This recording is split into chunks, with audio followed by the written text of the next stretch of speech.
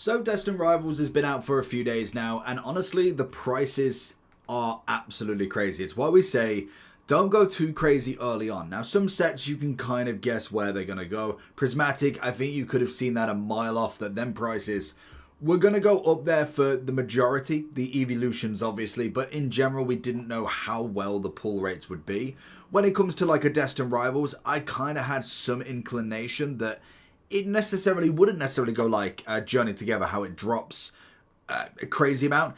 It dropped so much. Like, genuinely, some of these cards are criminally crazy. We're going to go through them, kind of talk about them, and then I will kind of put in a calendar for a month's time to see where we're at and kind of follow the rhythm for these. So if we do look at the booster box in itself, we've got $258 for the market price, and we can see that's down 37%. You've got to take a little bit of pinch of salt with a lot of these, because obviously these are pre-sales as well. I believe we got this out on what, the 31st of, or is it the 30th of May? So really all of this data is it's a pre-order. So the 400, I mean, if you bought it for $400, okay, I wouldn't have, but I mean, in general, we're kind of looking at this month alone, really kind of seeing where it's at. Mainly just these few days. The boxes themselves are gonna stick to a decent price-ish, because naturally, because they've been bought out consistently, they're always going to be at a certain price. It's the singles that are very interesting to see. Obviously, when it comes to the booster packs, we got them coming in at the moment at $775. Yeah, no, I can get them from the local for $3.99 each. So that's going to be like $5, I think. So if I go, what is it, $3.99 pounds it's done pounds into euros. Pounds to dollars is roughly $5.40. So yeah, if you can get them from the shop, this is singles as well. This is not booster boxes. So obviously they're obviously a little bit higher than what I would personally be looking at. When it comes to the blisters and the ETBs, the Pokemon Center, I must admit, I am going to buy a empty box because it will look incredible next to the black and red one. Genuinely incredible. So that's going to be something of a fantastic thing to have. And then I think we haven't got the Builder Battle decks yet. I think they're on pre-sale, and we haven't got any of the, what are they called? Not the half boxes. It's the booster bundles. So we haven't got any of them at the moment. So unless they're not in the singles, are they? So if we go back out of here, click into this one. I don't think they're in the single packs. Oh no, they could be. They've got a bit of blisters. Okay, so we've done Zebra Striker and Kangaskhan. 26 is crazy. I haven't really seen the singles yet, but that's a nice Eevee. We've obviously got Zarude. I've not seen this one, so I don't know what that one is just yet. And they're the booster bundles. So we have got the booster bundle case. The booster bundles themselves at 50, absolutely not. Like, genuinely, it's just so expensive at the moment. I just wouldn't bother trying to pick up that at market. I'd definitely be looking around and trying to get for whatever you can from the MSRP.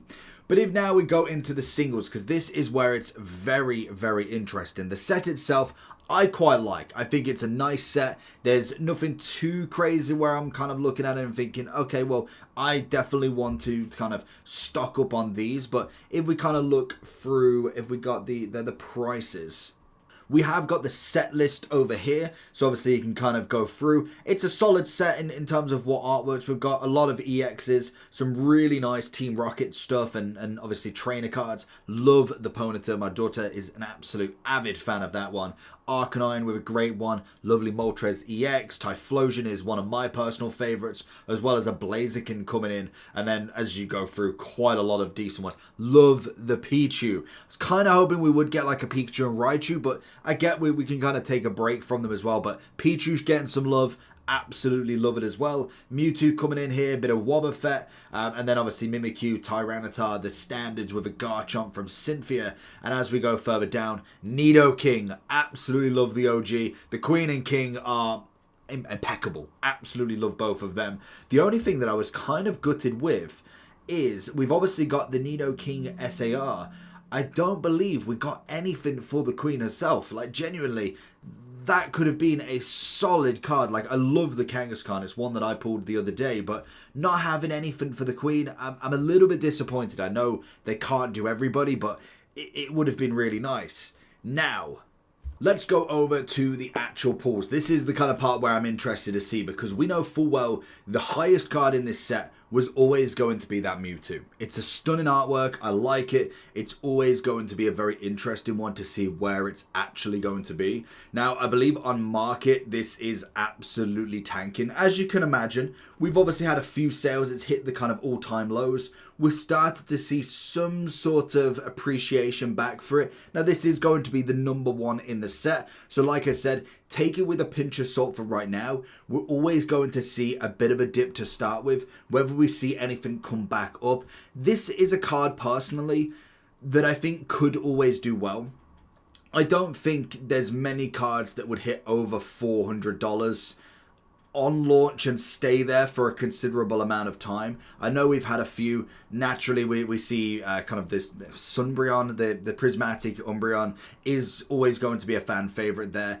I suppose even the Surgeon Sparks Pikachu, I don't know what that came in at on launch, but in general that's always been a fantastic one. But when it comes to Mewtwo, I do think it's got very much a cult following when it comes to it, and as we see it's selling a little bit. Like, we've got a decent amount of sales when you kind of go through it. There's been an up and everywhere, to be honest. And to be fair, if that light play is not like factory damage, someone needs looking at. The things only come out just. So where on earth are you getting a light play without like crunching it up? That is terrifying. So that's kind of like our number one chase. We're seeing it drop a decent amount. Now when we come to the rest of them, so if we kind of go further down, we will look at something like a Nidoking. It's a nice artwork. I don't think it's number one in my aspects of what a Nidoking could be, but it's decent enough as we go. We will see, okay, massive spikes up and down. Now, some of this, obviously not having necessarily a crazy amount of data, will always be interesting, but it is kind of going across all of these and looking at more your ARs, where it's very interesting to see where the prices are going. You're obviously seeing the Typhlosion coming in as one of the more expensive ARs as such, same as the Misty Psyduck. Naturally, we saw this one was always going to be a solid one, to say the least, but it will naturally come down pretty quickly. Again, don't take if it's not out prior, so you can see these could just be pre-releases on eBay or on TCG that they say they're going to get them and you can buy them. You're not buying them for $84. That is just criminally crazy. Naturally, we'll see kind of coming in now 50 kind of coming in as the nice average. Again, looking at view more data, you'll see 48, you'll see a 67, depending on conditioning, centering, all of that, no whitening, depending on if people are trying to get a PSA 10, will always be a very interesting one, to say the least. But they're kind of your more kind of thought about cars. Your Lapras is definitely an interesting one. One that I was very interested to see the price of was most definitely going to be the Kangaskhan. I really thought, like, as an artwork, it's actually really nice. I thought it would be slightly better, to be honest. It's a simplistic design. It's a nice artwork in itself. It's not overcomplicated. And yes, there's always going to be different reasons why artwork appeals to some people and not to other. You've obviously got the actual illustrator, and that's going to be a big one for a lot of people. People are getting into a massive collection of illustrators rather than necessarily the actual card itself. The Pokemon featuring, so the main one versus then a Quagsire in the background. The aspect of how it's painted, depending on if you are going for a different contemporary style of art or are you just going for a standard picture drawing as such. But I am interested to see where this one can go, because we did see it kind of at the pre-release at the top end. And I know, like I say, you don't take it with a pinch of salt, but it seems to be coming down more and more, which I do think some of these cards could be really, really cheap. When we do look at the kind of the natural side of stuff, you go all the way down to number 3. We're even now seeing a lot of just the standard Hydrapple. Started out, I believe, on launch, we could be seeing some selling for around about £20, maybe seeing more towards the 17 mark. But now coming in at just under $6 is crazy. And I know that one for me is not necessarily my favorite. I get maybe being a pseudo-legendary. I think that one is a pseudo-legendary. It might have a bit more weight than Clamperl, but to be honest, I do prefer Clamperl as an artwork. We have Yanma. Again, we've seen a few with Yanmega that just haven't really done too well. We've got Greedon. To be honest, again, another one that I thought would do quite well. It's a nice artwork, and again, it's more of a picture more so than anything. Same as you've got your Rotom, and then even your Electrike. Again, it's not my favourite. I think Electrike has been done a little bit dirty here. I actually really like the Electrike normal cards image. That as a full art could have done better. We have seen kind of these cards are... They're predominantly sold on pre-launch, like $10 at max, and they do hit the absolute floor. Like, realistically, this is going to be like a £2 artwork, or maybe even a free on like the absolute hype of it, and then it might jump back up to 5, 10 in like a couple of months, a few months, maybe even a few years after that. But it's going to be following the same direction of where Journey Together goes in terms of coming down in price. This is one that I'd definitely say if it hits an all-time low, I'd be buying up shelves of this, because this is a stunner of a card. It's got the Meowth. Granted, it's not my favourite imagery of Meowth, I'm not going to lie. I get how they're trying to picture it as more of a cartoon-esque, but I do love Giovanni in the background, the constant R symbol. It's a very, very good card in my opinion. So this one is an easy climber, what would say. So if this does stick at your $25, your £25, your £20 mark, if it does manage to go any lower, I would definitely be holding a couple of these at the minimum, because this is a stunner of a design to say the least. If I was kind of looking through the SARs, again, I do think all of them are fantastic. I'd definitely say the top row are always going to be a fan favorite here. The Ho-Oh in general is a beautiful artwork. I like the Moltres. I'm not a fan of the Moltres. I think it's good. I get why a lot of people will like it. I think it will look better in person rather than necessarily on an image. I'm not a massive fan in comparison to the others. I do like the Garchomp, the Mewtwo, and also the Ho-Oh. I think for me personally, and this is where I'll get it completely wrong, this would be a considered low one in comparison, just purely on artwork style of myself. I really like the Cynthia Garchomp. I've started to learn Cynthia's aura. She's most definitely got a fan base and a half. Ho-Oh is a fantastic one with Ethan as well. Nothing really beats out the Mewtwo Rocket. And then you've kind of got your Team Rocket's Crobat. Another one that I could see kind of being like a Volcanion. I really like it because when it comes to full arts, SARs, alt arts, whatever you want to call them, I personally like multiple Pokemon. I think it works really well. We saw it massively with the Gengar. Was it the Gengar or was it the Ghastly? I'll see if I can find it. But basically you had all of... Was it Ghastly? I think it was. It was in this one, Temporal Forces. And it's kind of the same premise, but... Obviously, Gengar for me is a fan favourite in itself. Having the Gengars in it, the Haunters in it, the Gases in it, you're almost ticking the boxes of all of them. Again, you've got it here. You've got the Zubat, the Crobat, the Golbat. Now, obviously, Crobat is a very niche Pokemon for a lot of people. Even Zubat and Golbat are not necessarily beloved by millions, but it's still a very nice artwork in itself. So... seeing this as the low one, it's kind of like that Volcanion, where I'm like, it's still a very nice card. So I'd definitely be watching this like a hawk and seeing where it truly can go from. We saw pre-releases upwards of the 100. We knew full well that there can't be £600 to £700 cards in this set. You knew Mewtwo would definitely stay above it. Garchomp and Ho-Oh definitely would.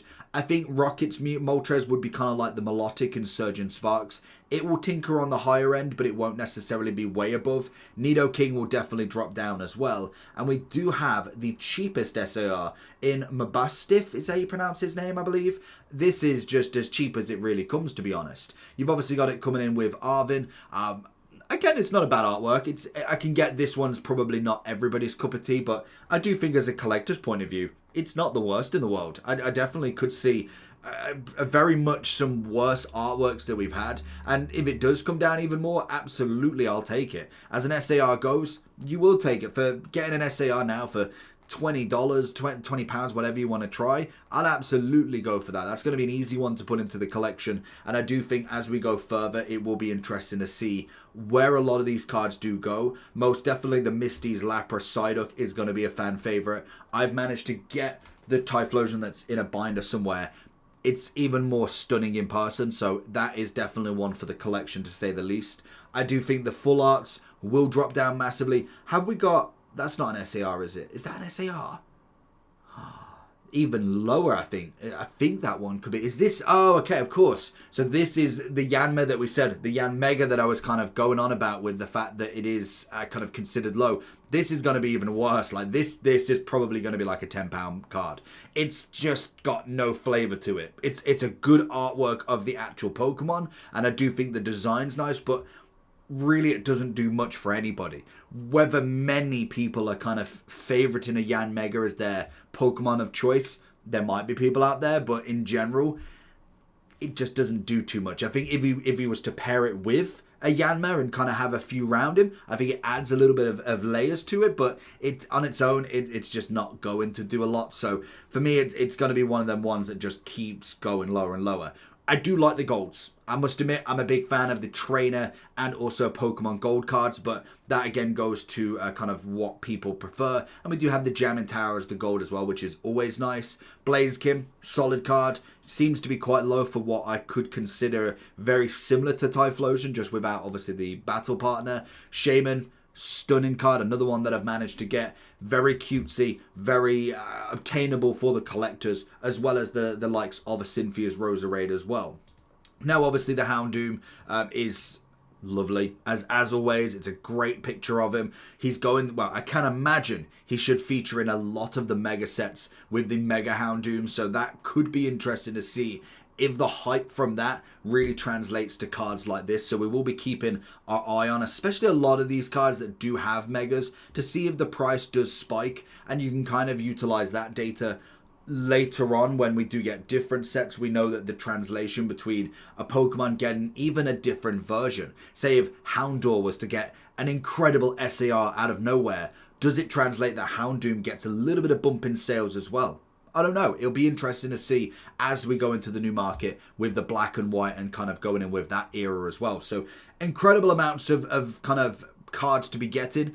Definitely coming down in price at this point. So we are going to kind of keep tabs on this. Like I said, we'll kind of keep almost like a weekly rotor on this one until black and white, and then we'll translate to there, and then we'll kind of stick this into the rotation of kind of your Scarlet and Violet, and also the Rapidash. I'm surprised it's that cheap, so always interesting to see. Leave a comment down below what's your best card from the set, and hopefully black and white doesn't engulf everything, because it looks like it's going to be. Apart from that, make sure you like and subscribe. Peace.